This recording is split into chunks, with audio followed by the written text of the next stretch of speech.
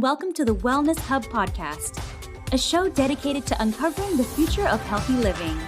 Each week, we aim to bring you content that supports your personal health journey through insightful conversations with amazing guests. We explore various topics ranging from healthy eating, technology, fitness, mindfulness, and more. Now let's join our host, Drew Munro, co-founder and CEO of UpMeals, a Vancouver-based food tech startup on a mission to make healthy meals accessible through technology. Hello and welcome to the Wellness Hub. As always, we are thrilled to have you with us for yet another edition of Wellness Wednesdays. Every single week, we're hosting amazing guests discussing important topics ranging from entrepreneurship and technology to health, wellness, fitness, mindfulness, and as always, we hope you find these conversations valuable and insightful on your own wellness journeys. Our special guest tonight has his own incredible journey, one that begins in the corporate world and is currently in the serene calm of a garden bed. I'm so excited for you to hear his story today because it spans years, countries, and continents. And ultimately, it's a story about self-discovery that I think all of us can identify with. Tonight, we'll be talking about what exactly it is that prompts someone to step away from a successful corporate career, to trade in the laptop for the pruning shears, and what it means to find your passion and calling in life, and how sometimes, in the face of great sadness or failure, you can find out who you truly are. Our guest tonight is the CEO and founder of Mind and Soil, an e-commerce community on a mission to improve mental well-being through gardening. Mind and Soil offers premium worm castings, growth kits, gardening consultation, and a crowdfunded initiative that aims to bring the mental health benefits of gardening to people and communities in need. We're excited for our guest tonight to shed light on the highs and the lows of entrepreneurship, how he creates space for his own mental health while running his own business, and what the experience of leaving a well-paying job and pursuing his passion has been like and taught him about himself. As we discuss these important topics, a reminder, as always, please comment with your questions on Facebook, on YouTube, on Instagram, or wherever you're watching. We will be answering audience questions all throughout the show. So without further ado, please welcome our special guest this evening, the founder of Mind and Soil, an inspiring entrepreneur, Jordan Mara. Jordan, welcome to the Wellness Hub. Hey, Drew. Thanks for having me here. Thank you so much. And you have such a fascinating story of coming to gardening and discovering its healing power from a mental health perspective. Could you take us back, our listeners today, to that day that you were gardening with your mom and what you discovered in that moment? Yeah, I'd say that it's definitely not the typical or traditional approach to getting into gardening, but it was very much a kind of a milestone moment in my life where something just clicked. And the reason why I kind of frame it up from that perspective was because where I found myself back in 2013 was in the midst of my first real big heartbreak in life, where my partner and I, we had gone our separate ways. I had decided to wrap things up and to end things, and found myself just completely oh God, I have made the wrong decision here. And because of that, completely riddled with anxiety, to the point where it was the only thing on my mind. I literally would I would not be able to fall asleep or stay asleep without kind of numbing myself to sleep with alcohol. And then at work, I went from being, a high performer to just blankly staring at the screen each day, waiting for the workday to go by. And then, any kind of social situation, I was like, just keep me away from this because I don't want to interact with people. It was just kind of a mess in my head. And so one weekend in there, my parents knew that I was going through a pretty tough time and a tough patch. And I went out and spent a weekend with them. And I remember going to sleep that evening with my hand just my phone glued to my hand and just tossing and turning back and forth the whole night. And next thing I knew, before even getting a wink of sleep, I'm seeing the sun starting to rise and the room getting lighter. And I was like, oh, here we go. This is going to be another fun day. And so I went downstairs that morning to make a coffee, and I hadn't really done any gardening or anything along those lines. And my mom asked me, Jordan, how'd you sleep last night? And I just shared with her, I didn't sleep at all. And she just paused and really slowed down for a second. And she's like, why don't we head out to the garden for a little bit today? And so a couple hours later, we decided to go out to the garden. And she's, like, let's just bite off on a little project here and let's build ourselves a little flower box. We'll bring some soil over, some river rock over, and that's kind of all. And I just so vividly and distinctly remember getting those first few wheelbarrows of soil and the river rocks to build up this little retaining wall. And as I was walking down the path to where we were building it, just like realizing for a second, like that this kind of like these clamps that I had on my chest and on my neck that had me feeling so tight, so stressed, so anxious, they loosened just a little bit, where I felt like I could take like a little bit of a deep breath for the first time. And I know, like, when I'm really anxious, it's these really, really like short breaths. And it's the first moment in that whole journey that I felt, like, I don't know what's happening, what's going on right now, but I feel like I can take a little bit of a deep breath. Things are kind of going to be okay. There's some form of hope here. And ever since that moment, I just kind of knew, like, I don't know what role gardening is going to play in my life, but I know it's kind of in my wellness toolkit, or it's going to be something that is going to remain incorporated in my life. So it wasn't at all a beginning of trying to be as sustainable as possible or grow as much food as possible, but rather this really helped calm me and soothe me and help me feel more peaceful and restored.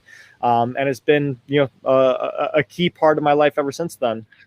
Wow. And thank you for sharing that and that personal story. I think that's the story that our listeners really love to hear and connect with. And it's so interesting to me because, a lot of people start gardening for, some of the other reasons you mentioned. It's like, I want to grow my own tomatoes, or I want to make my own herbs for cooking. Right. And you connected with it in a very different way, right? You started from that healing place and everything else came after, which is fascinating. And I know this story, you had this first step. It doesn't stop there. I know another moment for you was living in Cat Alley in Australia and discovering worm farming. So we're now kind of at a different juncture. So tell our listeners first, tell me more about Cat Alley, which sounds fascinating on its own. And then how did you come across worm farming?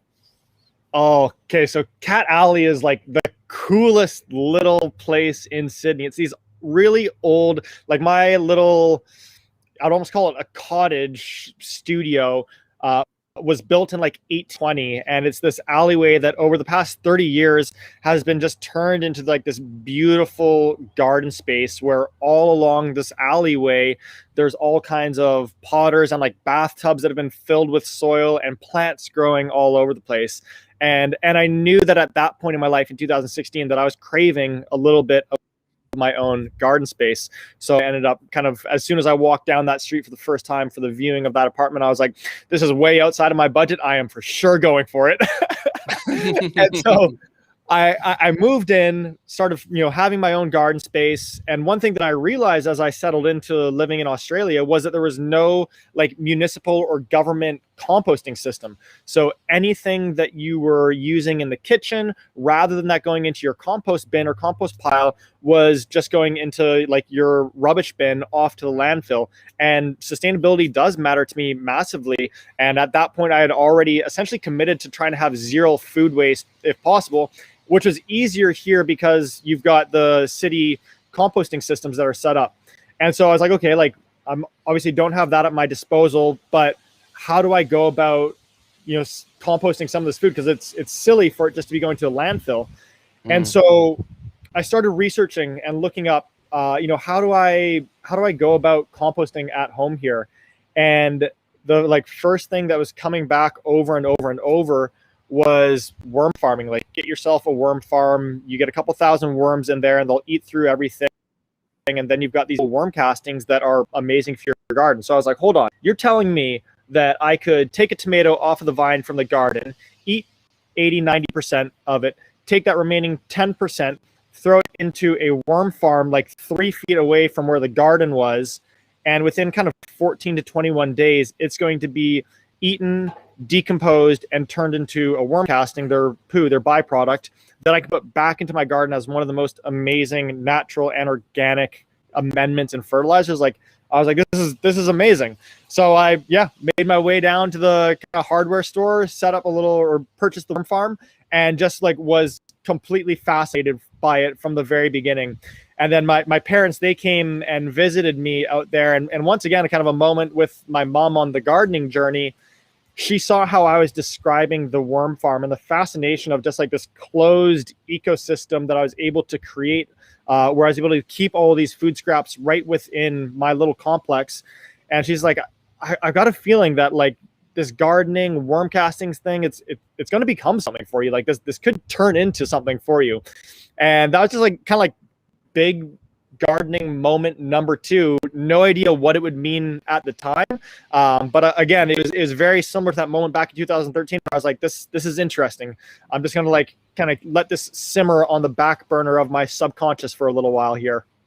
Wow. And so, yeah, I mean, this is amazing. I'm going to be like Googling Cat Alley as soon as we get off, and all the Instagrammers, like the bathtubs full of plants and all the super aesthetic things, sounds like something a lot of people are going to be visiting there after this interview, I feel like. And so now you've had these 2 great moments, right? This moment of healing, discovering naturally next worm farming, and now there's a third moment, I think, that really set the stage. So we're coming out of the pandemic. This was a big push for everyone to be more aware of their own mental health. Everyone was in isolation. Everyone was finding things to engage with.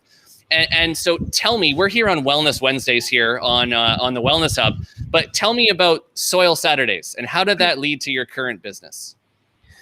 Yeah, so it started a little bit before the pandemic, because there were a couple little like micro steps that occurred before Soil Saturday, or that set the stage for Soil Saturday. And the first was that I decided at the end of 2018 to take a sabbatical, to just kind of step away from the sales consulting work that I've been doing, to kind of figure out what exactly it was that I wanted to be doing and building in my life. And then as I got kind of 8 or 9 months into that, I knew, okay, like that I want to be involved with a small business, but I also wanted to begin shifting towards the mental health space. But I didn't know exactly in what capacity just yet. And so I made the decision to only be doing consulting work 4 days per week, and reserving my Fridays for my own just kind of like exploration into the mental health world and what I would want to do there. And I think that like one of the really great decisions or decisions that I'm most proud of that I made around those Fridays was, I thought through like, hey, how do I measure success as I'm exploring into the mental health space? And the only thing that I reflected on at the end of those Fridays was, did that energize me? So whatever it was that I was working on within the mental health world, I would kind of slow down at the end of that day and be like, am I energized at the end of the day? Am I happy that the day is over? Do I want to keep on working on this until kind of like 5 a.m? And that became a really great little like barometer for refining which direction I wanted to go down, because I started by exploring into the mental health technology world. That made a lot of sense to me. It was kind of like a very thought, right? Like I'd been doing sales consulting work in the technology world. I cared about the mental health space. Maybe I should try and marry them together. And I could like tell that it was a step in the right direction, but it wasn't like an F yes, like this is, I want to be working on it until 5 a.m, energized type of feeling. And so I was like, okay, you know what? I'm going to give myself permission to put the technology side of things like to the side for a moment. And that's kind of tricky to do, because that was a lot of what how I would identify myself and where I was comfortable and had experience. And I went kind of the opposite direction and started looking into nature-based therapy a little bit. And there were a couple of things in there as well that I was like, this is really interesting. But once again, it's not like an F yes. And then the world started going into lockdown and the pandemic started to kind of take over. And I just kind of decided in there that like, okay, I'm going to start posting this little story called Soil Saturday, where I would share whatever it was that I was working on in the garden. And the first thing that I shared with people was building a hot compost pile. So this is like a 3 foot by 3 foot, probably like 600, 700 pound compost pile that you're trying to get to a certain size with the right ingredients so it heats up and then composes and decomposes really, really quickly. And people started going crazy for this. I'd be getting like messages after messages, people asking like, how's it doing? Checking in, what's the temperature at? And I was like, wow, people are kind of vibing with this. And then I had the moment as well, like gardening for me is what I do for my kind of mental well-being and to restore and recharge my batteries. So then I was like, okay. And on top of that, I was like, I know that at the end of one of these Fridays, like my soul is on fire. I would keep on working on it until 5 a.m. What I usually would be doing was I just like be watching composting videos until like midnight on Friday, and then like apply any of the learnings that I had. Of course. Yeah, my whole like YouTube account was just like compost this, compost that, worms this, worms that. Yeah, was indicative of the direction my life was taking. And so I put together a Google search for any time that gardening was mentioned alongside stress, anxiety, grief, PTSD, depression. And next thing I knew, I was getting alert after alert of stories, articles, kind of like studies and research being done on how powerful and how beneficial gardening is in all these different avenues and areas. And that's where I was like, okay, I think there could be something here. And you kind of had like the Japanese ikigai moment where it's like what you love to do, what the world needs, what you're good at, and what you can get paid for. And at the center of that, for me, it really, really became clear that it's bringing the mental health benefits and the healing powers of gardening to as many individuals as possible. Amazing. Thank you for sharing that. I mean, it's something that we touch on so often here on the Wellness Hub, and that question of, you touched on this. What do you need absolutely zero motivation to go and do? What do you need zero motivation to get out of bed at 5 a.m. or stay up until 5 a.m. and do regardless? And the fact that you had the foresight to sort of start there before you really took those first big steps to kind of build this actual platform is so smart. And I hope a lot of our potential entrepreneurs or aspiring entrepreneurs listening to this are connecting with that, because what Jordan is saying is so important. And I want to talk really quickly, one of the things that I think I love this expression, because they say, basically the only certain truth about your business plan and your forecast when you first start out is that it's wrong. And it's just about how much it's wrong, right? So talk to me a little bit about, in what ways, since you've started Mind and Soil, how has it changed and evolved beyond your expectations? Yeah, it's a good question, and it's been top of mind the last couple of weeks, as we're now 6 months into business, and have exceeded a lot of our expectations and been surprised by some pieces. And so as I go through it, I would love to hear your thoughts or any experiences that you have from all the successes that you've had with your businesses over the years, because I'm just trying to figure it all out right now. And one thing that has become really, really, really clear to us is that we are building a really, really cool and powerful community. Of all of the things that I've been most in awe of, most inspired by, and most just kind of lit up by, is all of the stories that we've heard from people that either expressed I've never seen a business like what you guys are, or an approach to gardening with, leading with kind of the mindfulness side and the mental health side, but it is exactly why I got into gardening. I was working through A, B, or C, and hearing these incredibly moving stories of individuals who have lost a family member, who are going through an eating disorder, who are a firefighter, and at the end of an all-night shift, what they do before going to sleep at 7 a.m. is they spend 30 minutes in the garden, allowing themselves to just kind of rest and recharge and let their nervous system get soothed for a little bit. And so when we started 6 months ago, I knew that I had felt that. I've been completely blown away by how many other people have felt that and are longing for something like that. And now from a business model perspective, it becomes this really kind of interesting challenge, I suppose, because I think that community is so powerful, so valuable, but it's a community, and that's kind of in contrast to direct monetization. And so you're kicking some of the cash projections down the road because you're building this really, really engaged and kind of just loving community. And for me, that feels like the right decision to be making. And the revenue and the monetary and the cash flow side of it will work its way out over time. but it's also incredibly daunting because it's like, okay, well, how do we float ourselves up until that point? And that's through loans, that's maybe through debt financing, that's maybe through equity round. And those are all areas that I've got no experience with once. So I'm not sure. I'd love to hear your thoughts on the, businesses that you've been involved with and any experiences or expertise or wisdom that you'd have. Well, Jordan, I mean, I think what you're trying to build is inspiring. I think it's so unique, and so many of our listeners are going to identify it. That's evident with all the questions that we received leading up to this interview, that you guys are onto something. And so what my advice would be is, be firm on your values and be flexible with how you get there.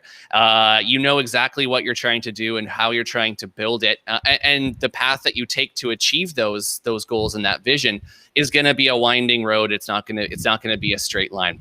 And so, you don't need to have all the answers. So let go of that need to have everything figured out. And lean on people around you that can help you, and ask for help. Being an entrepreneur at times can be a lonely space, and it doesn't need to be. And so that's what I've learned, some of my regrets from my early career, and some of the things that I think, you're onto something so special, and I just want to encourage you and support you however I can. And, one of the things that I want to ask you about too, and this is something that was, I was in this club too, so many people picked up hobbies during the pandemic, right? We're all in isolation. We were all making banana bread and sourdough and gardening and plants and all this stuff, right? So I wanna ask you about what that was like to talk to people who, picked up gardening as a pandemic hobby, and it brought this sense of peace and calm to have this plant family around them. How has that influenced your business now, and that we're kind of coming out of it? Yeah, I remember there was a moment back in, it would have been like February or late February this year, and we had been going through like a huge sales kind of sprint for a while there, where we're just getting so many orders because everybody was getting ready for the gardening season. And I had just been like packaging our seedling mix. I think it was like, I don't know, 7 or 8 hours the night before. And then like the first like bunch of hours. And then it was 1 a.m. when myself, my older brother, he came up to lend a hand just because I like could not keep up with the amount that we had to get out the door for Saturday. Wow. And so I was like, I was like in so many ways exhausted. It's just like one of those, like those big, like, like kind of like dev sprints or moments where you just put the head down and you go until the job is done. And we finished up in the garage around 1 a.m. I opened my phone and opened our Instagram account, and like the very first picture that I saw was a lady who had bought our seedling mix and had started her seeds so early, way too early, way earlier than she should have. But she had this tray of little plant babies that she had started from seed 2-3 weeks before. And she's taking a selfie with all of her little plant babies. And like, you can just see it in her eyes. Like, that is the joy right there. Like, that is the joy, the happiness that we want to be bringing to individuals. And it's been so cool because, as we were just going through a lot of our kind of like first 6-month review and business planning for the back half of the year and through 2022, it's those pieces that are the things that we have sitting around the office. It's those quotes, those stories, those pictures. It isn't a revenue figure here, a revenue figure there, a gross margin here, a gross margin there. It's how do we bring this to as many people as possible so that as many people can have that same smiling moment that she had. Yeah, and I want to ask you about that because one of the things that I find most rewarding. I mean, I've spent most of my career as a professional chef, and contrary to popular belief, a lot of chefs don't become chefs so they can cook food for themselves. They do it so they can cook food for others. That's my joy, and it sounds like it's your joy as well. So, what is that like for you, being able to give that same gift that you received from your mom? I guess would be the first experience. What is that like for you to do on a day-to-day basis? Yeah, it's interesting, and I'd be curious if you're able to relate to it, because there's been a learning curve in there where gardening has been something that I do to rest and relax and recharge. And now it has become something that I'm spending so much of my week bringing to as many people as possible, whereby, you know, for myself, if I'm capturing content, taking a picture here, taking a video there, and it changes the relationship that I have with that passion or that hobby. And so for a while there, I was like, oh, I'm like not even spending any time in my garden, or like gardening doesn't feel as calming and as peaceful for me, in the same way that I would imagine a lot of chefs when they move from it being kind of their own personal passion to a full-time role, responsibility, and everything that comes with it, that there could be some energy shift in there. And so I had to have like a little stretch of consciously like disconnecting from that and just giving myself my gardening time. And then also when I was working with different customers or, helping people get set up, like really enjoying that as my gardening time alongside them. And I had some just beautiful moments where like, there was one time where it was like, if we haven't cried after gardening together, did we even garden together type of thing? Because I just was loving spending, kind of 2, 3, 4 hours with somebody in their backyard or on their patio, and just going so slowly and chatting through the different things that were going on in both of our lives, that I started finding a lot of my joy in it from that side. And then the other piece is just like, again, coming back to those stories that we get, those mentions that we get, the amount of joy that I get from seeing what it is that we're bringing to people, or when one of our products makes its way across Canada and somebody's having success with it back east, I'm just like, this is the coolest thing ever. Yeah, it's just the best. And to speak to, I do, of course, I connect with that. And I think a lot of professionals do when they like something, they're good at something, and they want to do it for a job. And then it changes the dynamic, but it shouldn't. The goal would be that you still get the same passion yourself. It's sort of the expression, the cobbler whose children went barefoot, right? Like, we have to take care of ourselves as well. Totally. And it takes time to figure that balance out. It took time for me. I would come home exhausted after 15 hours in the kitchen. And the last thing I wanted to do was cook on the weekend or cook for me. And then you have to find the balance, right? I still get a ton of joy out of cooking in my spare time, and in addition to what I do here at the office. And finding that has taken years. Yeah. It's not something you have to figure out. And it sounds like you're getting a really good handle on it very early on, which is really impressive. And I want to talk now, speaking of the power of healing, something you've done besides your own story. You did some work at a place called Charlford House Recovery Center. Could you tell us a little bit more about what that was like and what that experience was like? Yeah. So, one of the goals that I had at the beginning of the year was to essentially provide everything that would be needed to a rehabilitation center of some form, so that the individuals there would be able to get into gardening. And we started getting involved with a couple of projects. And as at this point in time, I was just paying for all these out of kind of my own pocket and off my own personal card.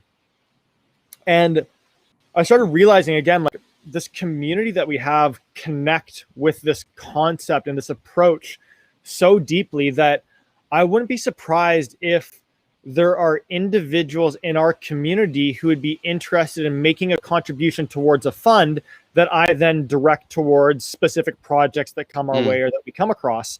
And so right around the exact same time, there was a post in a Facebook group that I'm part of, just a gardening Facebook group, by a lady who is the resident counselor at the Charlford House out in Burnaby. And she had shared that they were looking to, kind of build out a bit of a garden setup at their recovery home for the woman that were living there. And I came across that and just kind of, sent her a message saying, we are more than happy to support in any way, shape, or form. And she was getting a lot of support and just kind of like offers for, we can supply you with this or that, or donate this, donate that.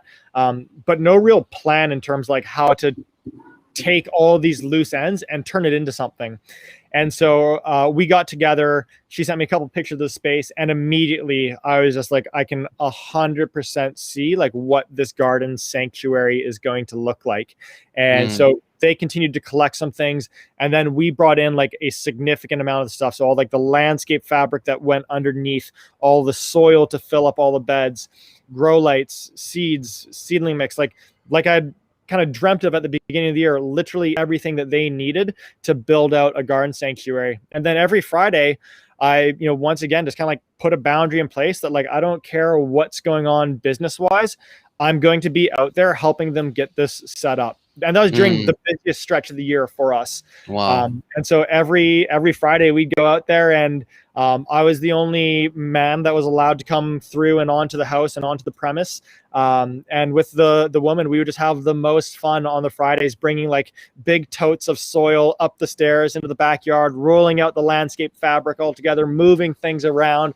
And before we know it, about a month later, it's like this absolutely beautiful, shining garden sanctuary that you can see the woman beginning to connect with. And it was just so special for me, because like you've got that happening on one side, but like, who was this being brought by? It was being brought by our community, right? It was, a collection of 25, 30 people that all put together anywhere between $25 to $1,000 towards our Grow Together fund that we were then able to direct towards this initiative with the house. So that was really, really special. And yeah, we've got a couple other ones that are kind of in the earlier stages of being thought through right now. Wow. You're an incredible dude, Jordan. I am so grateful that you're here sharing these personal and inspiring stories with our listeners here. I want to ask you something, because I think you have a unique voice in that you are somewhat early on in this new endeavor. You're taking these steps into the unknown, and a lot of our listeners often are in that same position. They're just earlier than you are. So what advice would you have for people that are listening right now that are sort of flirting with this idea of starting their own business or taking that plunge and leaving that corporate environment? What advice would you have from your experience? Man, I'd say two things.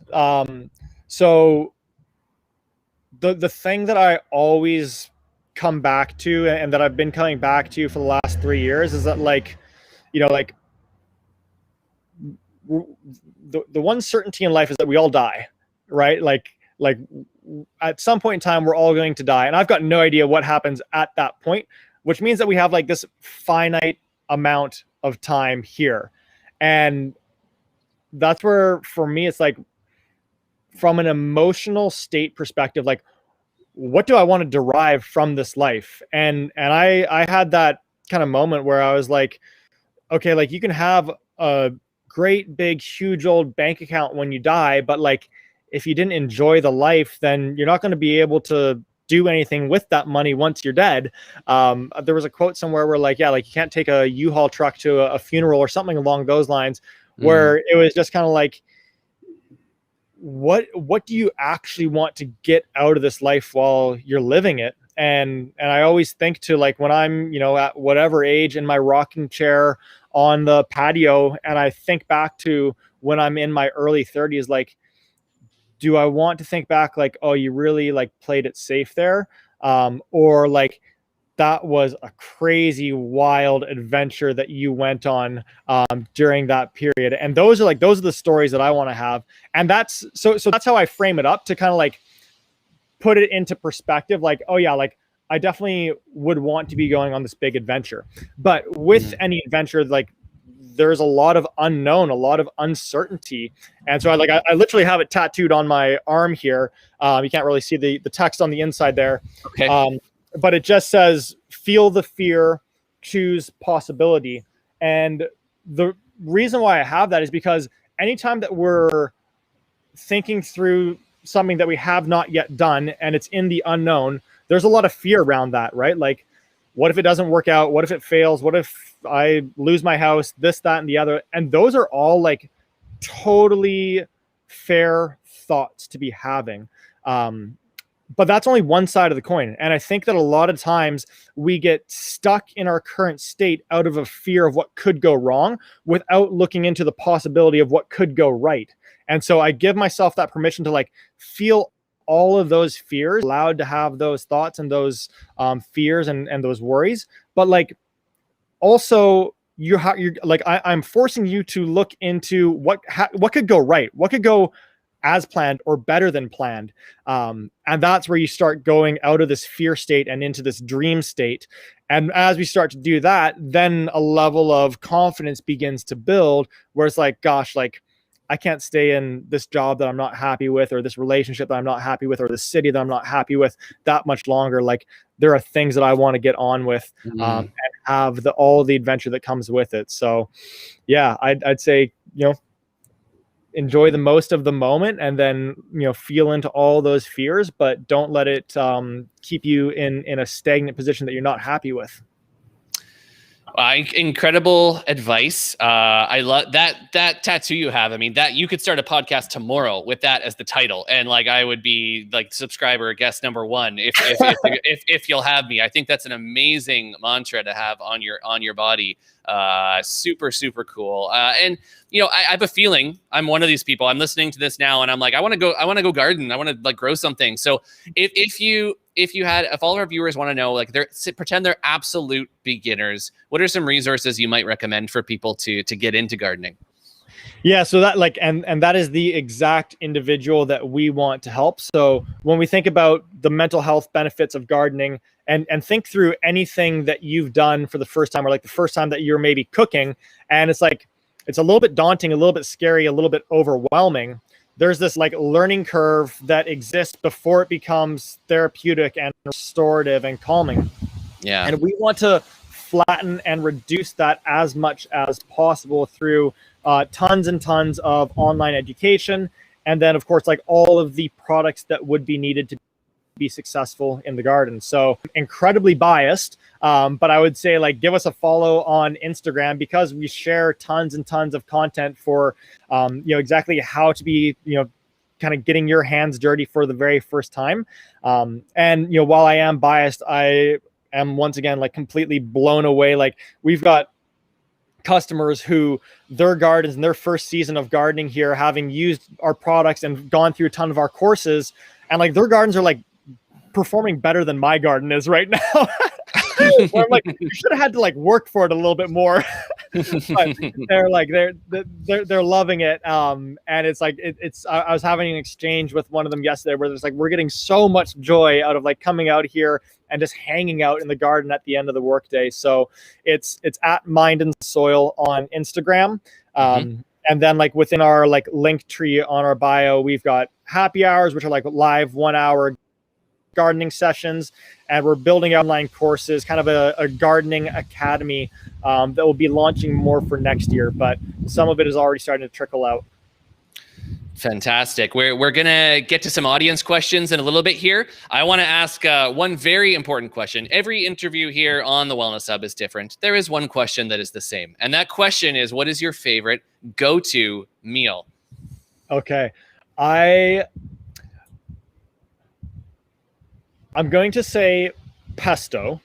Nice one. And like, so I've got like, you probably see it like right behind me. You can't quite see it. It's just over there. Like, we've got the garden behind you too. Beautiful. Yeah. Yeah. Anyways, just over there, I've got tons and tons of basil. And so I'm able to, at the end of the season, harvest all of it, turn it into pesto, and then I take in an ice cream scoop and I scoop little pesto pucks onto a cookie sheet. I pop that into the freezer, and then once they've frozen, I just throw all of them into a bag, and I'm able to have pesto all through the fall, the winter, the early spring, until I have, new pesto coming, or new basil coming out of the garden. But I say pesto because, you could have that on like a pizza that you make from home. You could do that with spaghetti. You could do it on potatoes. There's so many good ways to enjoy pesto. So I'm a big fan. Wow, a great choice. You and I are going to start a Pinterest board after this is over, and we're going to just put some things on there, and we're going to share it with everybody. I love the little pucks idea. Such a great idea. We've got a question coming in from YouTube right now, and this is probably a tough question for you. There's probably a lot. What are you currently growing in your own garden? Maybe give us a top 5. Yeah. Well, here I'll just kind of turn here a little bit, so you can see right there. See if I can get it. So in the tents, that's garlic there. Then over there, I've got like tons and tons of kale right over that way. Those are all peppers that are in there, a little bit of a like microclimate to keep it even warmer. And then tomatoes are right there. And then potatoes at the very back. I'm not sure if you're able to see them. I can see them. Those are a bunch of my favorites. Yeah, I love like peppers. Peppers are probably my favorite plant right now because they're actually a perennial, is that they grow for seasons if given the right conditions. And so rather than growing it for a year and then putting it into the compost, at the end of the season, pepper plants out of those little tents that they're in there, bring them inside, put them under the grow light, put them in a worm casting mix, and allow them just to like veg out for the course of the entire winter. And so now when I go into next season, rather than having a little seedling that's, 2 months old, I've got now a seedling that's going to be 14, 15 months old, like way bigger, way more fruit development straight away. So it's really cool because then 4 or 5 years in, you've almost got like a smaller like pepper tree that's starting to happen. Wow. Super cool. And I appreciate you showing everybody the garden. This is like almost like leads us into our next question, which is coming in from Instagram. Thank you for this question. Do you have any in-person workshops in your garden? Any activities that you run in person right now? Yes, we haven't anything in person, primarily just due to the pandemic over the past year here. However, we do tons and tons of stuff online. So we have these like really, really, really fun happy hours where I wear like a Hawaiian shirt. I encourage everybody to grab themselves a drink, grab themselves a snack, and we go over one topic over the course of that hour. So in January, we talk about planning the perfect garden, and we've got like worksheets to be going through. So everybody, depending on how their space is set up, they can still plan out the perfect garden for themselves. And then into seed starting so that everybody can successfully start their seeds, prepping the soils so that those babies are going to move into their forever home, the garden, and be really set up for success to grow big and strong, and then hardening them off, and then other things throughout the season as well. So we generally do those about once per month. And then we do all kinds of just little like tips and tricks on our Instagram account there. So a lot of it is virtual at the moment, but huge believers in education, workshops, and just kind of like teaching and passing along as much learning and knowledge as we can. Wow. And so, yeah, everybody, if you haven't already given it a follow Mind and Soil on Instagram. That's the place to be for all of those tips. Hopefully we'll be back to in-person at some point, but sounds like there's a lot of great things going on there. We've got another question coming in from Instagram here for you, Jordan. How different were the things you were growing in Australia compared to BC? Yeah, they're essentially the same. Like I had peppers and cucumbers and tomatoes over there, and one of the things that I'm most fascinated by right now is how to be creating your kind of like microclimates within your one yard here. So that's why, like, when you see my pepper plants there, like I built these makeshift structures for them. Oh, there we go. To create an even warmer area right within my backyard. And then there's another area where I want some of my cooler weather crops. And I've been able to put a shade sail over that so that less of the sun gets through, especially with how hot June has been. And so I am like a huge believer in like throw kind of any climate pieces, kind of like in terms of like your regional area to the side, and focus on like growing the things that you are most fascinated and intrigued to grow. And then like they might not do as well as they would in a different environment, but you're going to enjoy it a lot more because it's like you're growing something that you love and are excited about, opposed to just growing something that like you wouldn't eat anyways. And then there are like really cool ways where, I'm here in Squamish and it's definitely cooler up here than in the city, but my peppers are going like absolutely crazy right now. So you can do a lot even within your environment to make it more ideal for your cool weather crops or your warm weather crops. And well, we have another question because I think your pesto tip has triggered some of our viewers here. What are some tips on growing basil here in BC? Okay, so 2 tips for basil. The first one, I'm gonna just see if you can see it over there.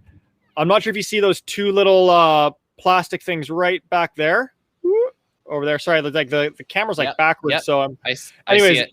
They're over there. And I put my basil underneath it's literally like a Tupperware thing that I drill holes into at the top to let some air flow out. But and I bought it from Home Depot, and it's just clear, so it still allows all the sun to come through. But by putting this little dome over top of the basil plants, it creates a way warmer environment for them, probably like 10 to 12 Celsius warmer. And basil loves a really, really warm environment, which is why you usually see people having a tough time with it at the beginning of the season and then tons of success later in the season. If you use one of those domes, then all of a sudden you're having like August temperatures in June when it's a little bit cooler in June. So put a dome over top of it, drill some holes in the top, and that'll create a warmer environment. And then the second piece is that basil, you can prune it in a way where it will just get bushier and bushier. And we have an online course on this within our Mind Soil Growth Academy. And so if you prune it in that way, then they get really, really, really big and bushy. And you're going to have those huge, huge, huge plants at the end of the season there. So yeah, one of my favorite plants. I've already started harvesting pesto basil off of its here for pesto. Wow. Jordan is dropping straight knowledge bombs about gardening here on these audience questions. Thank you so much, Jordan. It has been an absolute pleasure to chat with you this evening and learn about your story and your amazing background. For everybody that wants to follow Jordan, please follow that Instagram account, Mind and Soil. We've got it up on our screen right now. And we hope you'll come back again soon, Jordan, and give us some updates a little bit later in the season and show us what you're growing. Thank you so much again for joining us, and have a great night. Thanks so much. Catch you later. Wow. Feel the fear, choose possibility. What an incredible story Jordan was able to share with us tonight. The idea of just dropping everything and pursuing what you love is so well understood, but it's often unfulfilled. There's a fear piece that sort of dominates our mentality, and that's what Jordan was speaking so heavily about. It's not every day you get to talk to somebody who's actually taken that leap and stuck the landing. And I think one of the most fascinating revelations to come from this discussion with Jordan was everything he had to go through to figure out what made him happy or where his passion lied. I think it's a glaring example of how often we get so caught up in the routine and the monotony of life and forget to pursue our own self-discovery. I think it's a question worth asking. When was the last time you learned something about yourself?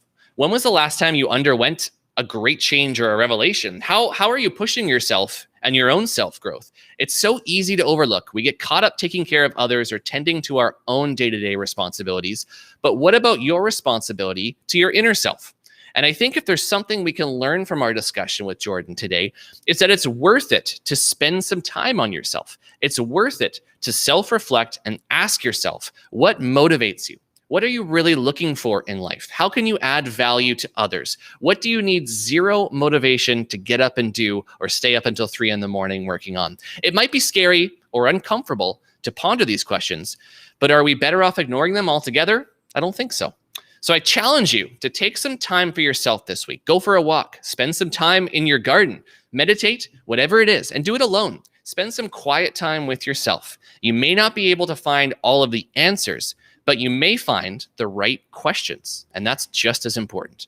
Thank you for tuning in tonight. If you'd like to see more great conversations like this, please remember to like, comment, and subscribe or follow us on YouTube, Instagram, or LinkedIn at UpMeals. We'll see you next week right here on Wednesday evening on the Wellness Hub for another great conversation. I'm Drew Munro. Until then, take care